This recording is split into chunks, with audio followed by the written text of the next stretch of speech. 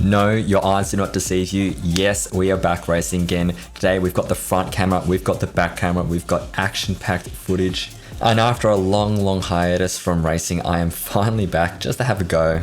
Good afternoon, people. I have rushed from work, caught the train, and I'm riding through this beautiful bushland area here right now because I am going to my first crit race in like a year. Anyway, it's the last race of the season. I felt guilty that I haven't done any and I've been paying for a race license and I realized I'm lost as well. So I'm just gonna keep riding in the general direction of what I think is correct. Well, look, I'm not gonna faff on too much. First race of the season that I've done.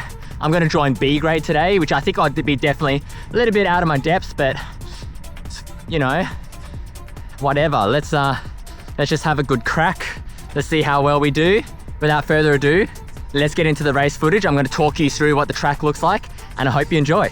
Hey guys, sorry, super quick one. It occurred to me while I was editing, some of you guys have been requesting the full races on a YouTube channel.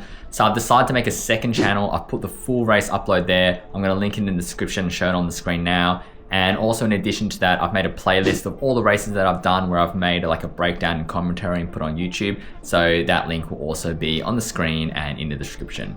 All right, let's get into it. All right guys, let's get into the race footage. It has been quite some time where I sat down in my chair, put up my microphone, reviewed some of my race footage and just done some commentary over the top.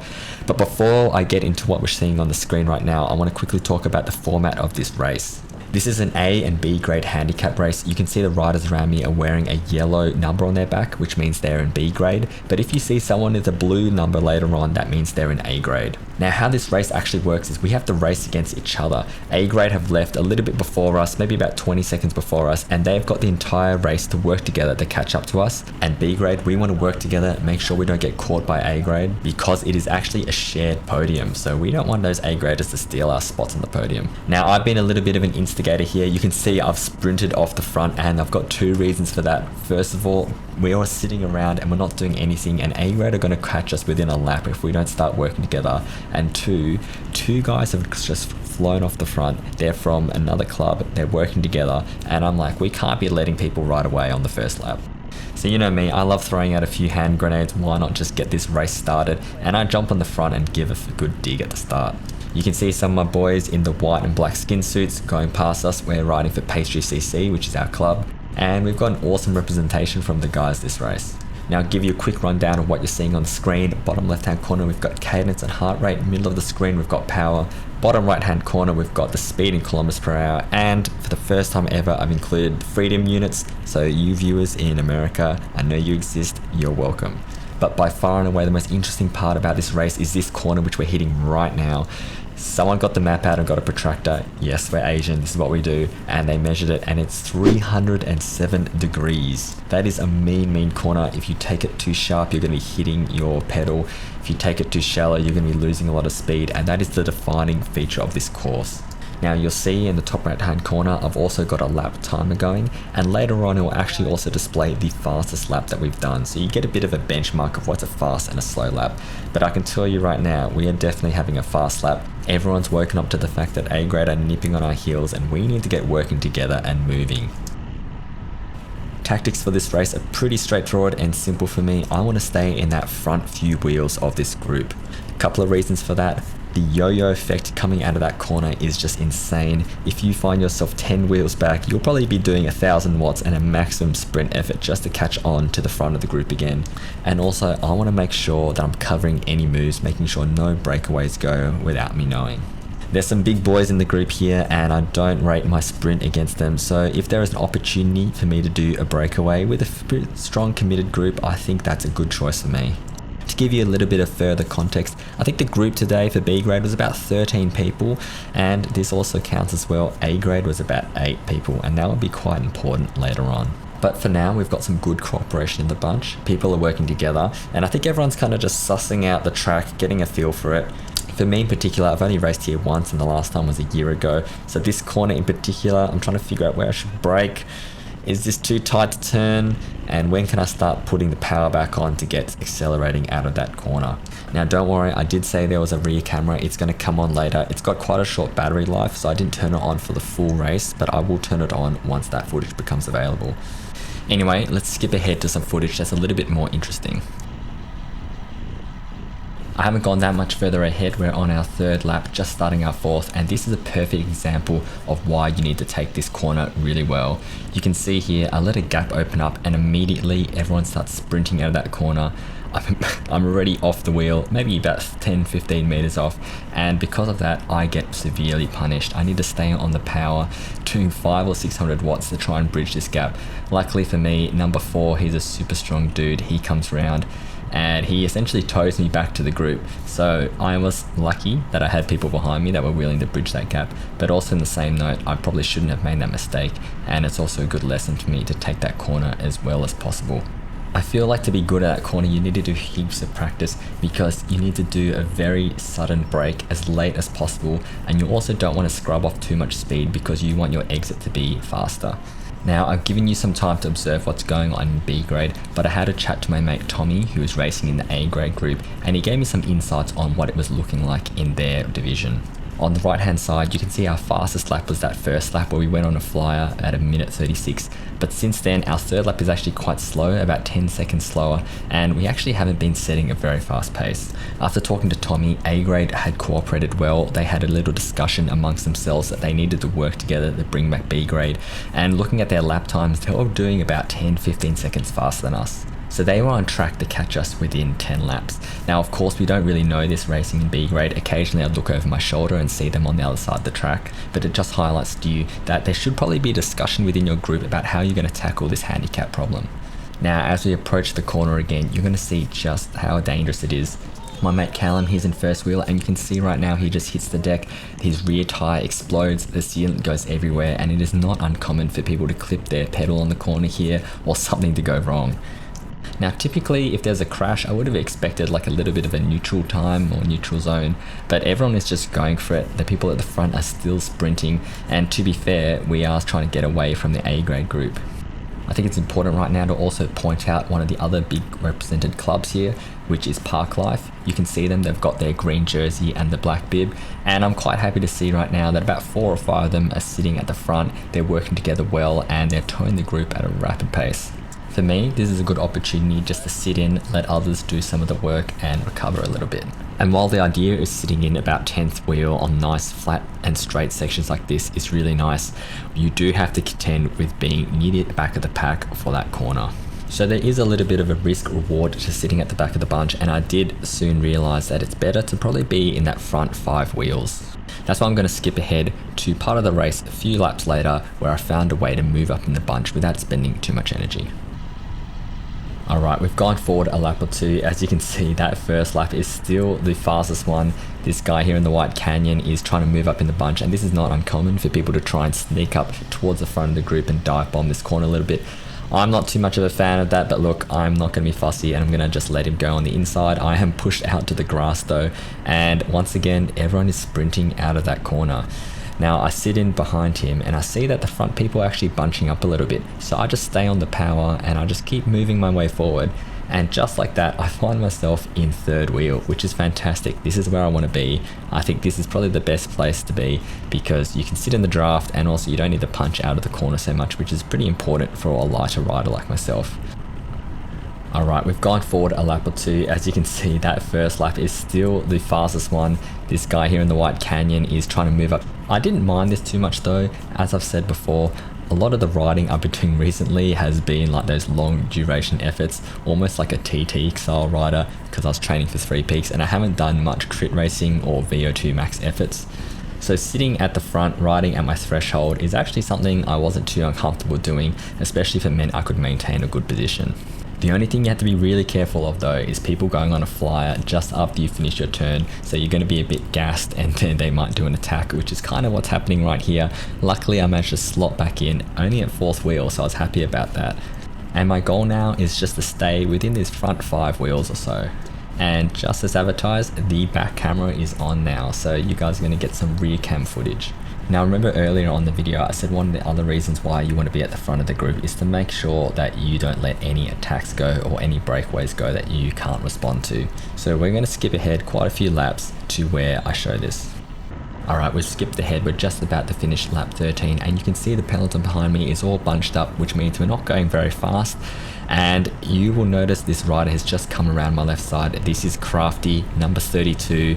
He is a veteran racer and I know as soon as he comes around the front of me, he is going to do an attack. He takes the corner at a blistering speed of 42 kilometers an hour, and as soon as we get out of that corner, he is on the power. At this point in time, my only thought is to glue myself to his back wheel, try as hard as possible not to get dropped, and I had a little peek over my shoulder later and I noticed one guy had come across with us. Crafty pulls off on the right, and this guy, he must have been really feeling because he went for a huge flyer on the left, and you can see I immediately have to do another sprint just to get to his wheel. Another glimpse behind me confirms that we have a gap to the bunch. It's going to be the three of us working together now. But the question, do we have enough firepower within our group of three? Are we committed enough to go all the way? Well, I can certainly say the guy in front of me is giving it his all. He is absolutely powering right now. And at 184, 185 BPM, I've got steam coming out of my ears and I'm doing everything I can just to hold on.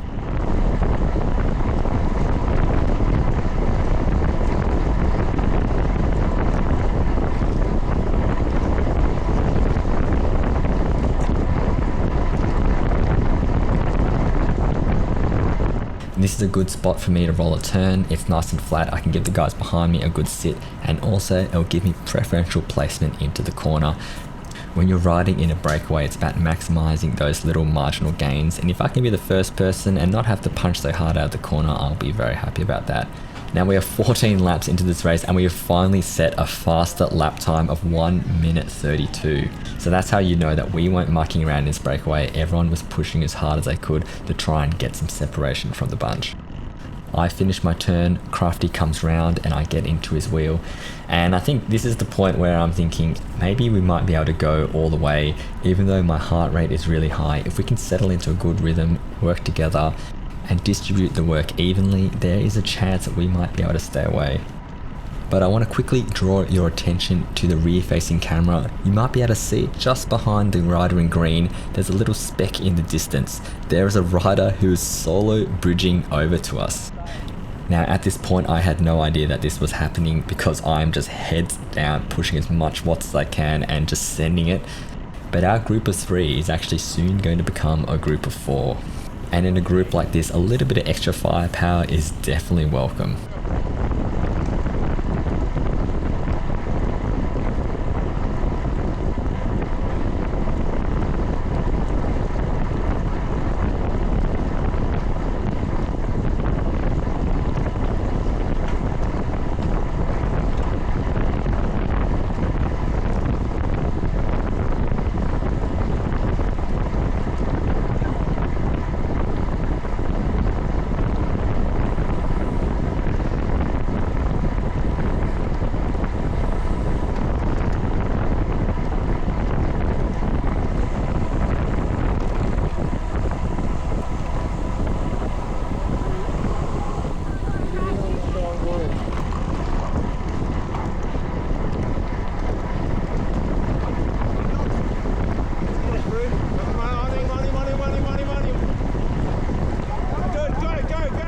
Number 4, I don't know who you are, mate, but you must have been feeling incredible today because he catches up to us, he gets in the front, and he immediately starts drilling it.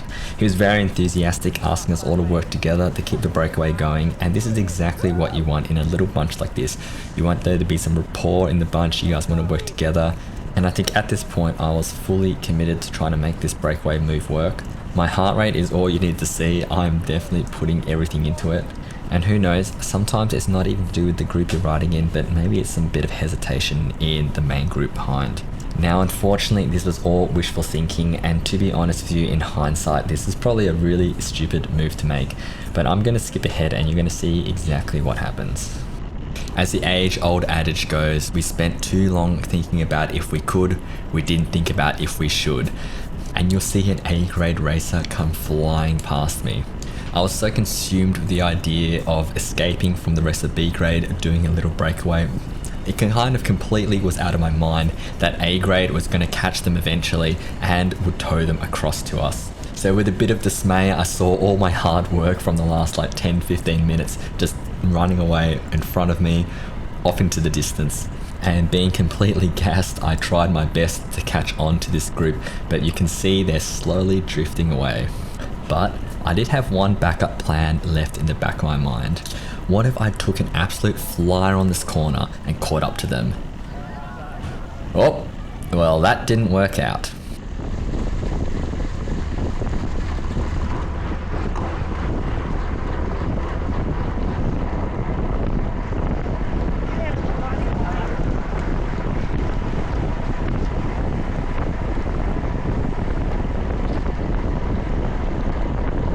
And though I put up an effort to try and tag on with this group, there was nothing I could do.